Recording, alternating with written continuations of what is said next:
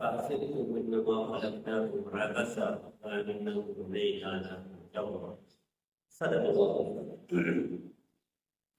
اللهم صل على سيدنا محمد وعلى آل سيدنا محمد وبارك وسلم. صلى الله تعالى على محمد ما هو أصل. اللهم صل على محمد في أول كلامنا، اللهم صل على محمد في أوسط كلامنا، اللهم صل على محمد في آخر كلامنا.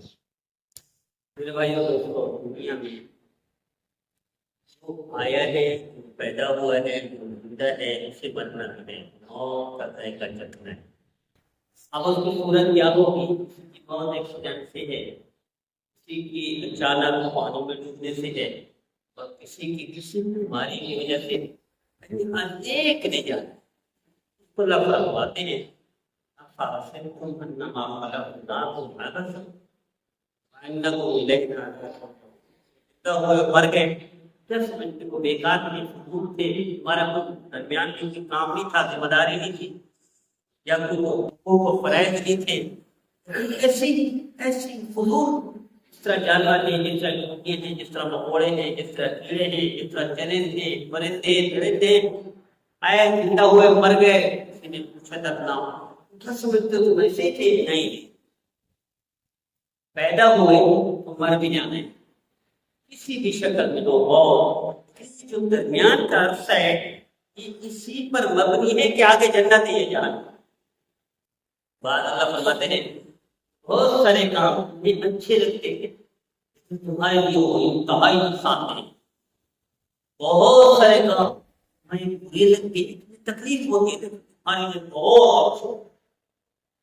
بعد کا بچہ پراٹھا کھانا چاہتے ہیں، ماں کو پتہ ہے کہ پراٹھا نقصان ہے. بعد کا بچہ کولڈ ڈرنک پینا چاہتا ہے یا آئس کریم کھانا چاہتا ہے، ماں کو معلوم ہے مطلب یہ ہے بار کی فلاں کی ہے، سینا جام کی اس کا یہ ماں بہترین جو اس کی پسندیدہ چیزیں نہیں کھانے. اگر ماں کو پتہ ہے کہ اس کے لیے کیا بہتر ہے تو بچہ سے پتا نہیں سمجھے کامل ہے، کم فہم ہے. اللہ کو معلوم ہے بندوں کے لیے کیا بہتر ہے. میرے استاد محترم شیخ الاسلام حضرت محمد عثمانی صاحب ایک دفعہ مثال حدیث میں ہے، اچھی بات ہو گیا. ایک اللہ مویا کی سیدہ صدیقہ رضی اللہ تعالیٰ عنہا کی خدمت میں آ گئی، اور وہ جس طرح تقیت نامی نا، جب بندہ مایوس ہو یا کوئی خوشی پہنچے تو اچانک منہ سے بھی کلمہ نکلتا ہے، تو وہ کہتی تھی وہ ہار والی رات. سیدہ صدیقہ نے پوچھا کئی دفعہ، آخر انہوں نے تنگ کیا، اصرار کیا کہ بتاؤ وہ ہار والی رات کا کیا ہوتا ہار والی رات. معاویہ نے کہا صدیقہ رضی اللہ عنہ سنیں پھر میں بتاتا ہوں. وہ ہار والی رات میرے لیے بڑی نعمت ثابت ہوئی، لیکن ظاہری طور پر بڑی تکلیف تھی، مصیبت تھی، اور کائنات میں اس سے زیادہ پوچھے لمحات وہ نہیں لگے کہ اس سے زیادہ ہوا. میں فلاں علاقے میں رہتے تھے، وہاں کا جو سردار تھا، جو رئیس تھا، جو مالدار آدمی تھا، یا اس علاقے کا چیئرمین تھا، یا اس علاقے کا ٹھیکیدار بنا ہوا تھا، اس کی بیٹی باہر بچی گھوم رہی تھی، کھیل رہی تھی، اس کا ہاتھ ٹوٹا ہوا. اب سارے لوگ اسی کے خاندان کے تھے، میں تھی غیر خاندان کی، میں غریب بھی تھی. میرے پاس سے انہوں نے شک ہوا کہ یہ غریب تھی اور ہمارے خاندان کی بھی نہیں ہے، تو شاید کسی نے ہاتھ چھڑایا ہو. بہت بڑا تھا. وہ آگے بہار تو میرے ہم پاس آتی اللہ کی قسم جو کچھ اس نے کہنا تھا تو کہہ دے نہیں، یہاں تک کہ انہوں نے فیصلہ کیا اس کی تلاشی، گھر کی تلاشی نہیں کی، پھر فیصلہ کیا اس کی تلاشی، یہاں کہ اسے ٹارچر کیا گیا. اس کے پاس آج ہی تو پتہ نہیں کہاں جائے. میرے بھائی کے کپڑے اتارے، ٹارچر کیا. اللہ کا کرنا جب اتنا ظلم ہوا، اللہ بھی تو اللہ ہے، اللہ بھی تو اللہ ہے. جب یہ ظلم کر رہے تھے اسی لمحے میں آنکھ ہی لگی، ہوا مٹی کی ادھر سے ادھر کرتی، دیکھا مٹی میں دبا ہوا ہار نمایا. لیکن اس پر ظلم ہو مقدر اپنے پر یہ تکلیف کے برائے اس کا گزر چکے تھے. اب کیا فائدہ، اب کیا فائدہ. جب پچھتانے کا، جب دنیا جو بھی تھے اس کے ساتھ لوگوں کو نہ ہو عزت کر چکے، اس کی تلاشی کے لیے کپڑے اگائے جا چکے، اب اس کا دل کہاں لگے؟ اکیلے تھی، غریب بھی تھی، خاندان بھی اس کا کوئی نہیں تھا بڑا، یا سپورٹ بھی کوئی نہیں تھی۔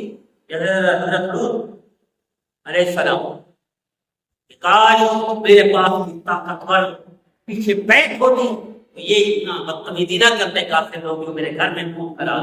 اس کے بعد حضرت لوط علیہ السلام کے واقعے کے بعد اللہ نے جب بھی کسی پیغمبر، جب بھی کسی نبی کو کھڑا کیا، بھیجا اس کے پیچھے بڑی مضبوط سپورٹ ہوئی۔ جیسے نبی کریم صلی اللہ علیہ وسلم بڑی مضبوط سپورٹ، سردار تھے حضرت ابو طالب، سردار تھے حضرت عبد المطلب، سردار تھے حضرت عبداللہ، تشریف لے گئے تو سردار خاندان تھا، کسی کو حکومت نہیں ہوتی تھی، ہاں چھوٹی موٹی تکلیف دے دیتے تھے کافر، مثلا اللہ نے کرے غیبت کر دی، برائی کر دی، الزامات لگا دی، تہمتیں لگا دی، چھوٹی موٹی تکلیفیں دیتے رہے، لیکن جان سے وہ ختم کر دے رہو ملا، یہ ضرورت نہیں ہوتی تھی۔ خاندان بڑا تھا، سردار خاندان کا، قریش خاندان، ہاشمی، تو اس کے بعد یہ ہوا ہے اللہ نے کہا کہ کاش میرے ساتھ کوئی ہوتا ہے میرے ظلم سے بچا دیتا۔ خیر کہتے جب یہ حال مل گیا، اب وہ بولتا ہے کیا ہو جلد، اب وہ کہتے مدد کرتے ہیں کہ ہم نے ظلم کیا، یہ زیادتی کی، معافی کے پاس گزار ہے، معافی مانگتے ہیں، تو ان کا میرا دل کھٹا ہو چکا تھا، نفرت ہو چکی تھی،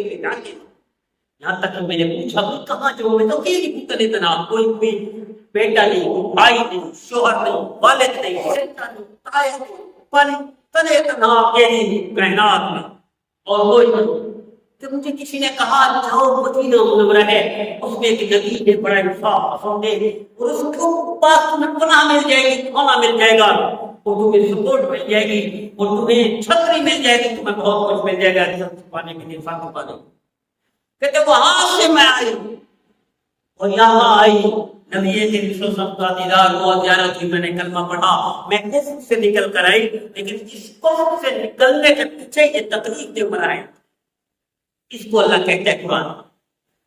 بعض اوقات تمہارے لیے واقعہ بڑا دردناک ہو رہا ہے، المناک ہے، بہت تکلیف دہ ہے، وہ تکلیف کو میں بھولتی نہیں اور تب، لیکن اس کے بعد خیر ہے، اور خیر اللہ تمہارے لیے خیر ہے، ظاہری طور پر وہ شر ہے، تم سمجھتے ہو شر اللہ کو تمہارے لیے شر ہے، لیکن حقیقت میں تمہارے لیے خیر لو بڑی خیر ہے۔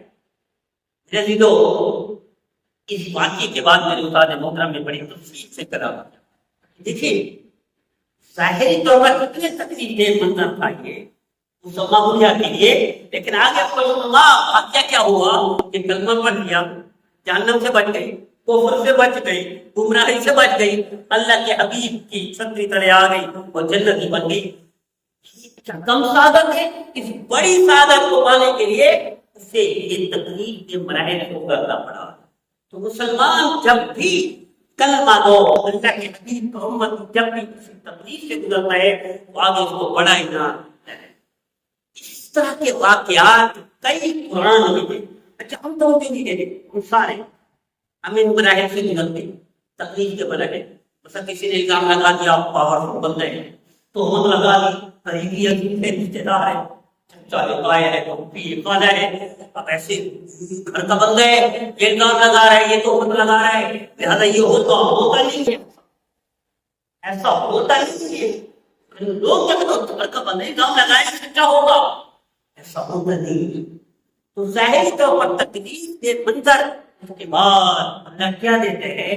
اللہ تمہارے لیے خیر رکھ دیتے ہیں، وہ آزمائش ہے، اور کوئی کائنات میں یاد رکھیے گا آزمائش سے گزار کر ہی اللہ آزمائش سے گزاروں گا، بھوک سے بھی، خوف سے بھی، ہر طرح اس کے بعد جنت کوئی خالہ جی کا گھر نہیں ہے، جنت کو پھپھو کا گھر نہیں ہے، چپ کر کے دوڑتے چلے جائیں، اس کے لیے مراحل دیکھیے۔ جنت کے سردار کون ہیں؟ کون ہے؟ سیدہ فاطمہ حاضر ہوتی یا رسول اللہ، چکی پیستے پیستے میری بس ہو گئی ہے، خادم نے فرمایا، میرے نبی کہتے ہیں سبحان اللہ الحمد للہ اوپر پڑھ گیا تو خادم کوئی نہیں، جنت کے سردار کون ہے؟ حسن و حسین۔ حضرت حسن کو ایسا زہر دیا گیا کہ وہ تکلیف بیان بھی نہیں کی جا سکتی، جو تکلیف ہوئی وہ تو آخری وقت میں حضرت حسن ایسا زہر دردناک زہر دیا گیا، یعنی کائنات کا بدترین زہریلا زہر جو تکلیف میں تھا وہ حضرت حسن کو دیا گیا۔ تمہارے کیا سمجھتے ہو؟ لاڈلا جو نبی کے سینے پر بیٹھنے والا ہو، نبی کے کندھے پر سوار ہو کے نبی سجدہ لمبا کر دے، ایسے وہ زہر ایسا دیا گیا کہ دردناک منظر ہو۔ کون ہو جنت کا سردار؟ حضرت حسین۔ کیا ہوا ہے؟ سر کاٹ کر گھوڑے دوڑا۔ کیا سمجھتے ہو یہ چھوٹی بات ہے؟ وہ جنت کے سردار ہے، نبی کا گھرانہ ہے، نبی کی اولاد ہے، اور سامنے مسلمان ہے، سامنے وہ بھی نہیں ہے، نور بلو سامنے پوچھ نہیں ہے، نور بلو سامنے ٹرمپ نہیں ہے، نتنیاہو بھی نہیں ہے، نور بلو سامنے بھی مسلمان ہے، لا الہ الا اللہ پڑھنے والے ہیں، اللہ کے رسول کے نعرے لگانے والے ہیں، اور رسول کا خاندان کاٹا جا رہا ہے۔ بالکل تصویر تھا۔ اب کیا سمجھتے ہو جنت خالہ جی کا گھر ہے؟ جنت پھوپھو کا گھر ہے؟ نانی کا گھر ہے؟ نہیں نہیں نہیں نہیں نہیں، اس کے لیے تکلیف کے برائے کو پکار کر اللہ نے اتنا آسان نہیں ہے، اتنا آسان۔ حضرت فاروق اعظم رضی اللہ تعالیٰ اور تعالیٰ کرے میرے نبی جس کے لیے کرم کیجیے، یہ واحد صحابی ہے جس کے بارے میں روح فرماتے تو مضبوط ترین دلیل کہ میں نبی آخری نہ اور نبوت جاری رہتی تو فاروق اعظم نبی ہوتے، بڑی مضبوط دلیل ہے ان کی عظمت کو جانتے۔ دوسرا اس نے فرمایا کرو جنت میں گھر دیکھا قریشی نوجوان کا، میں سمجھا شاید میں قریشی ہوں، میرا ہے، میں داخل نہ لگا، بتایا گیا فاروق اعظم کیا ہے، فاروق تمہاری یہ چیزیں یاد آ گئی، میں داخل نہ ہوا۔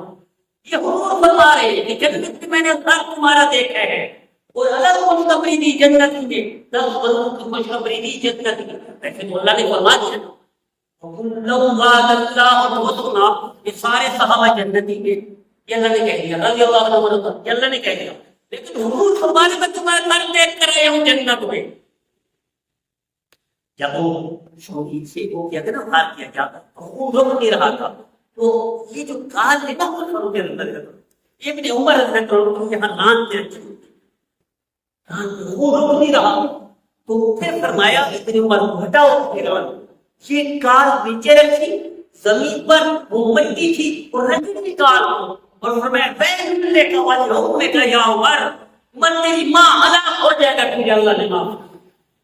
کون کہہ رہا ہے جس کے بارے میں نبی کریم صلی اللہ علیہ وسلم فرمایا تیرا گھر جنت میں دیکھا، میرے بعد نبی ہوتا تو تو ہوا ہے، وہ ٹکر ہے، اس حیثیت کا مالک ہے کہ جو نبی ہوگا وہ کہہ رہے بے کا وجہ میں کہا یا عمر۔ اور ہم کیا ایسی سمجھتے جیسے نانی کا گھر ہے جنت، خالہ جی کا گھر ہے، مطلب فکری کر جائیں گے جنت میں داخل ہو جائیں گے، چاہے کس کی لگائیں گے جنت میں داخل ہو جائیں گے، بس ایک تو نماز پڑھ کے جنت میں نہیں میرے عزیز ہو، اس کے لیے اللہ بہت سارے بنائے کیوں کرتے۔ آج کل سب سے بہترین کہتے ہیں ہمارے مسلمان بھائی کہاں ہیں، کہاں ہیں؟ وہ فلسطین میں ہیں، ہر طرف ہے، یاد رکھیے گا حضرت ابراہیم بھی اسی سرزمین کے ہیں، حضرت یوسف بھی اسی سرزمین کے ہیں، حضرت یونس بھی اسی سرزمین کے ہیں، حضرت ہود بھی اسی سرزمین کے ہیں، حضرت شمعون بھی اسی سرزمین کے ہیں، اور اسی کا حضرت اسی کے ہیں، سارے نبوت اکثر نبی اسی کے ہیں، یہاں تک کہ نبی کریم صلی اللہ علیہ وسلم کے پردادا حضرت ہاشم بھی اسی سرزمین کے ہیں۔ اس زمین کو کاٹا جا رہا ہے، بندوں کو اور کارپیٹ بمباری کر کے ختم کیا جا رہا ہے، بالکل کارپیٹ بمباری کی طرح۔ اب کیا سمجھتے اللہ نہیں دیکھے؟ اللہ کمزور ہو گیا ہے، اللہ بھول گیا ہے؟ نہیں میرے عزیزو، مالک جنت کا، سردار جنت کا سر کاٹ کے گھوڑے دوڑا دیے، اللہ کو پتا ہے کہ جنت کا سردار ٹوٹل سامنے مسلمان ہزاروں بھی ہیں، کلمہ پڑھ رہے ہیں، قرآن پڑھ رہے ہیں، کسی بھی کوئی قرآن لہجوں میں ختم کرتا اور اس کے ساتھ یہ بدبخت جتنے آدمی میں تھے ضائع کرتے ہوا، قرآن پڑھ کر نیزے مار رہے تھے سیدنا حسین کو، نیتنیاہو نہیں تھا سامنے بش نہیں تھا، میرے عزیزو سامنے مودی نہیں تھا، سامنے قرآن پڑھنے والے ہیں، آگے حسین ہے، حسین کی فیملی ہے، سارے مسلمان چھوڑ کے صرف 72 لوگ ہیں ان کے ساتھ، 72 عورتیں بچے خواتین اور ایک بچہ ہے حسین پر چیک کرتا ہوں پیچھے سے نظر کریے جب یہ کہ آپ کو جو سید نظر آتے ہیں بازو کا